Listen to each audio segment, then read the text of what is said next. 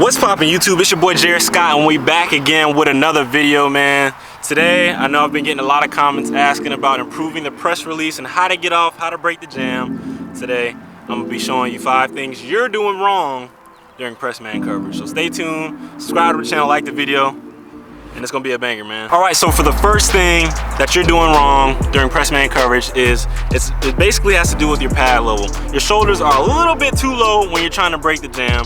So I'm gonna demonstrate what I'm talking about. But whenever you're trying to break a press release, you want your shoulders to be high, that way your hands can be active. I know it might seem like you're giving away some chest space, but if your hands are active, you don't have to worry about that. If your shoulders are low, you gotta come up and then work your hands, which wastes a little bit of time, and you can save some time by already being active and having your shoulders high. So let me show you what I'm talking about. I've noticed a lot of people, they like to be low in their stance, they like to be powered, but if it's press, you have to stand up and then make your move to get off the press release, instead of already being high, having your hands active and just going just like that. So basically, this first thing, you just want to make sure your shoulders, they don't have to be too high, you don't have to be straight up. You just don't want to be all the way down here to where you have to raise up and then work your hands. You want to be already ready, hands active, boom, boom, boom, boom, out of there, just like that. Something simple, just to break that press release and save you a couple tenths of a second off that release. That way your quarterback timing isn't thrown off, and that way he doesn't disrupt you more than you need to be disrupted. All right, so for the second thing that you're doing wrong during press man coverage is that it has to do with your foot spacing. Your feet are too far apart. I see this time and time and again. There's so much time wasted when you have to bring your back foot up and then you gotta make a move. So, for example, I see a lot of people, they line up like this. They're trying to look cool, they're trying to look stylish. And then when it comes to actually, when the ball snaps, they have to bring that foot all the way up here, then they have to make their moves. Like I said from the previous one, if your chest is high and your feet are a little bit closer, you're here and you're there. It's harder to go from all the way back here, trying to be like even in your stance, all the way back here to there. It takes longer. But if you're already here, boom, you're out of there. It's just simple. It'll cut off some time on your release. Like I said, you'll just be quicker. You'll catch the DB off guard if you're moving a little quicker. You're taking tenths of a second off your time. Those seconds matter, man. So if you're here, hands are, your chest is high, you're already ready, and your feet aren't as far, you're a little bit more relaxed, you're ready to get active with the hands. Here, boom, out of there. Simple as that. We're gonna move on to step number 3, is that your hands aren't as active as they should be. A lot of people just trying to break the jam with their feet, just trying to be quick, trying to catch them off guard. When you get to the Division I level, that shit is not gonna fly, like I'm telling you, man.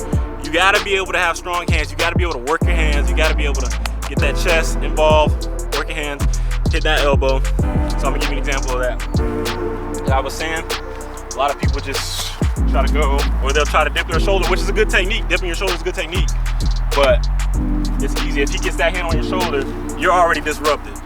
So get those hands active, your shoulders a little bit higher, your feet a little bit closer together. Get those hands active, here, there, just like that. And you can work the other side also. Feet closed, shoulders high.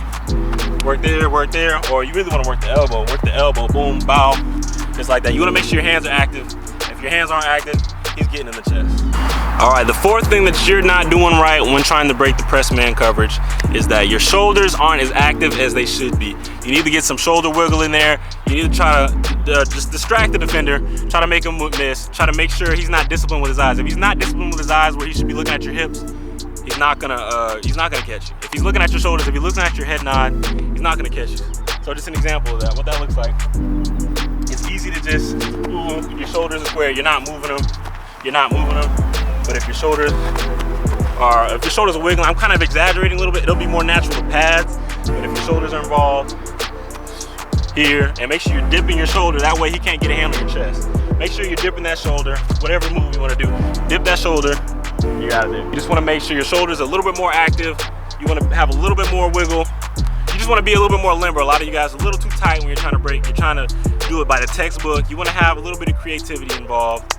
That way, you're not so predictable. Because if you're doing it by textbook, they're obviously going to read it because they read the same textbooks y'all are reading. They're looking at film. They're seeing what you're doing wrong. If you're not wiggling your chest, they're going to know that for the game, and it's going to be game over. It's going to be pick 6. All right, so the last but not least, the 5th thing that you're not doing right in trying to break the press man coverage is you're doing the same moves off the line.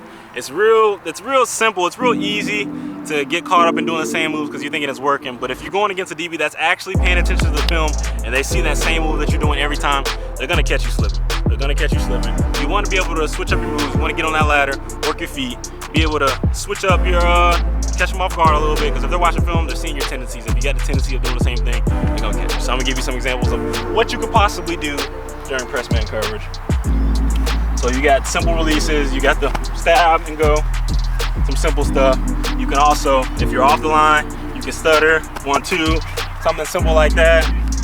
You can do some of those Instagram moves, whether here, some cool shit, something cool, something stylish that really catches them off guard. They're not gonna be paying attention.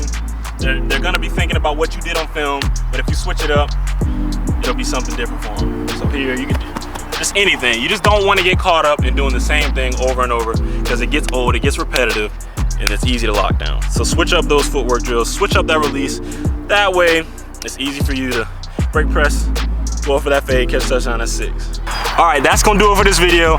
Thanks to my man Audie for helping me out for this video. He plays in Mandarin, he plays kicker, man. He's gonna go D1. He's a junior right now, so keep an eye out for him. Hey man, he's doing the right things. He's out here putting this extra work on his other field with his field goal post. Hey man, just like I said, y'all could be in his position junior year, going in with some phone calls for some recruiters. Hey man, just keep it up, keep up the good work, man. I appreciate y'all for watching. Subscribe to the channel, like the video. This is gonna be a banger, man. Appreciate you. See ya.